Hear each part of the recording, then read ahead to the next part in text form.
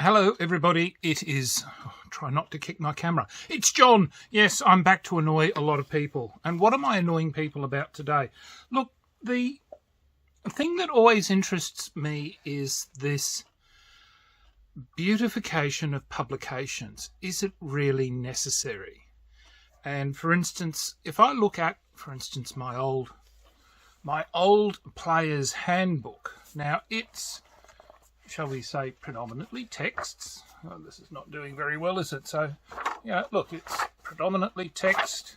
There's a few pictures in here which, just add to break up the... let me see if I can find it. So, we've got bits of artwork in there occasionally. And it's small text, which I don't have a problem with. I'm not quite that blind that I can't read it. So, this is what... I won't say I grew up with, because I was, ancient to start with. But look, this was the series of books that weaned me into role-playing. And of course, now we have, I'm not sure if this is the last publication that good old Wizards have produced, but if you look at their work, it's... I'm trying to find a good example. It's, okay, do we really need full page art? And if we actually have a look, that font size is almost, well, I won't say twice the size, but it is considerably larger. And of course, I don't think they actually... Do they list in these books anymore the font size that they use? No, I can't see it offhand. But it's, looking at this book and then looking at the text and the text size compared to this book should be half the size that it is. If anything, considering that it's just, I think, a whole heap of adventures, we could go back to the old, the old style of, can't find anywhere to put it, and I'm knocking my camera yet again. Oh, look, I'm dreadful. We could go back to the old, the B series, the C, the alphabet soup that TSR used in the old days of having their modules really small and more affordable. Now I've got to go to drive-through to find anything, and of course I can't afford to buy printed material, which means that I buy the PDFs and then I have to print them here. But here in Australia, our electricity prices are going through the roof, and consequently businesses are passing that on, which means that I'm paying like 10 cents a page at Officeworks, which is outrageous. Yes, but anyway. But look, it really puts me, it makes me think that, for instance, if people can read a novel,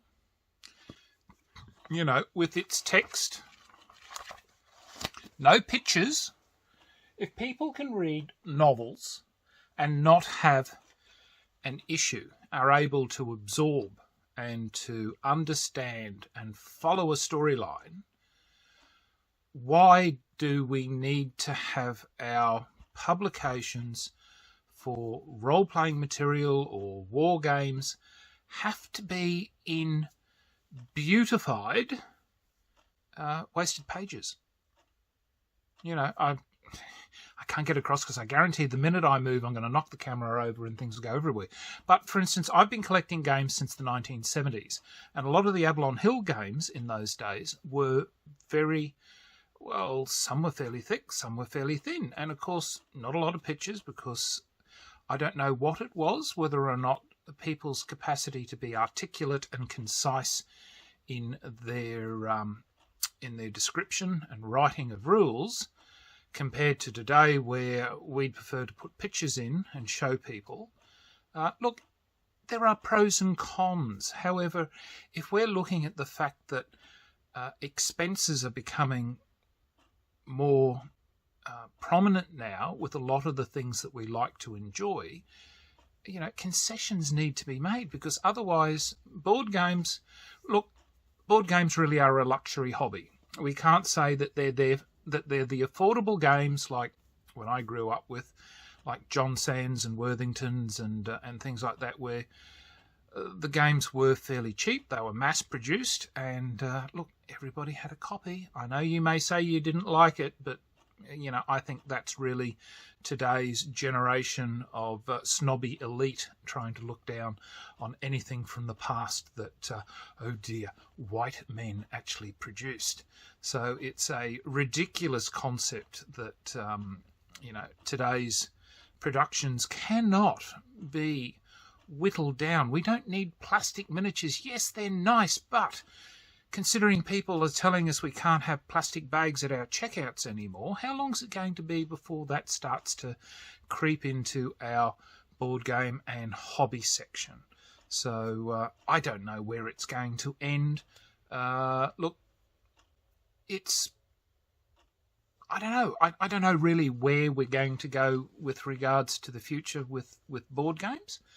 But certainly looking at overpriced eye candy that quite honestly are not exceptionally wonderful publications.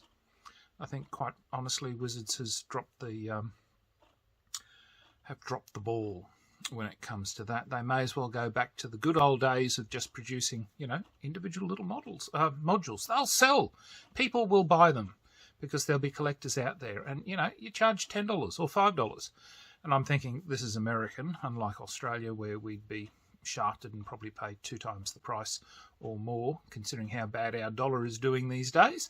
But, yeah, anyway, look, that's my rant.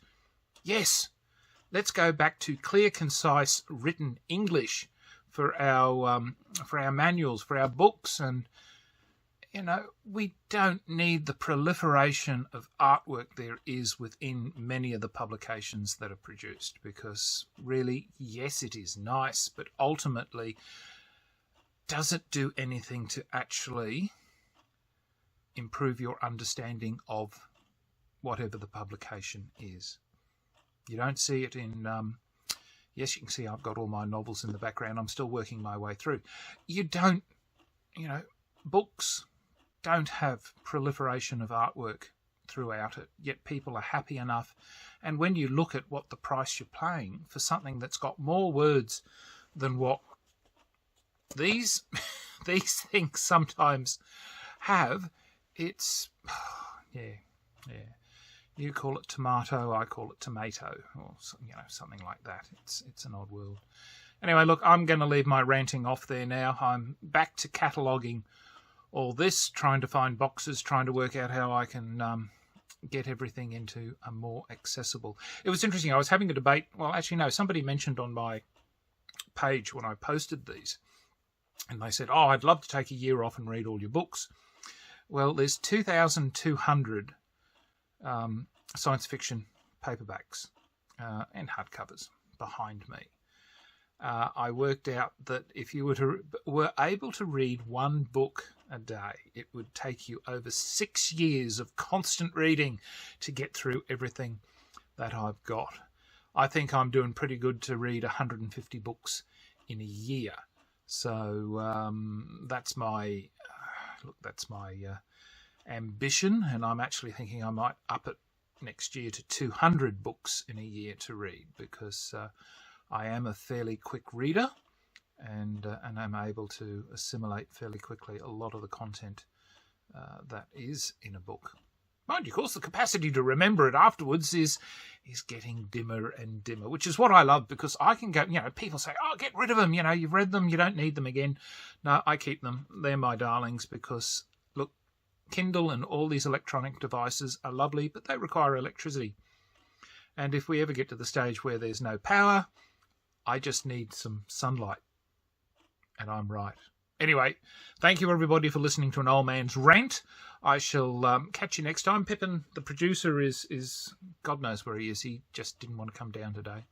So I'll try and get him in another video later on. So till next time, signing off, the Honourable John.